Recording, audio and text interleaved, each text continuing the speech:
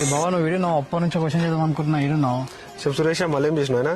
వచ్చేదారిలా accident అయింది, spot లో చచ్చిపోయింది బా. బా అవునా? ఏడరా? దారిలో బా. సరే ఆడు దశ చచ్చిపోయింది, బాగానే ఉందిరా. ఇప్పుడు వాళ్ళ అమ్మాయిన పరిస్థితి ఏంది, వాళ్ళ అన్నదమ్ముల పరిస్థితి ఏంది, వాళ్ళ అక్క చెల్లెల పరిస్థితి ఏంది, వాళ్ళ చుట్టాలు, వాళ్ళ ఫ్రెండ్స్, ఎంతో మంది, అందరికి బాధ మిగిలిచిపోయింది కదా. వాడు ఒక్క నిమిషం వెళ్తే వీళ్ళందరినీ సంతోషం ఉంచగలుగుతుంది. అది ఏం బా అవును సురేష్, ఈ మధ్యన ఒక్కడు కూడా 60 ఏళ్ళు 70 ఏళ్ళు చచ్చిపోయినాడు ఎవరు లేడు. ఎవరు చూసినా 23 ఏళ్ళకి యాక్సిడెంట్, 16 ఏళ్ళకి యాక్సిడెంట్. ఎందుకు ఇవన్నీ? ఏడు చూసినా యాక్సిడెంట్లే. చిన్న అమ్మాయి ఏం సమాజం రా బాబు. నువ్వు కూడా మనీ పెట్టాం వెళ్ళేవారు.